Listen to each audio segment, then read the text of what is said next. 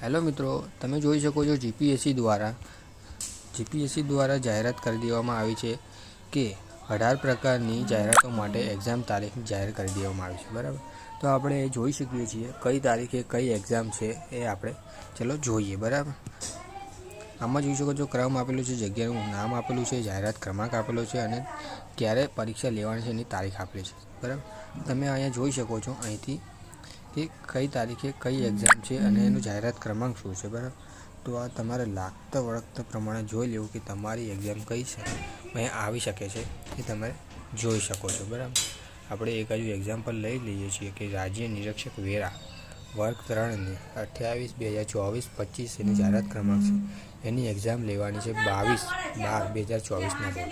બરાબર, અહીંયા તમે જોઈ શકો છો તારીખ, અહીંયા તમે જોઈ શકો છો જાહેર સેવા આયોગ ગાંધીનગર.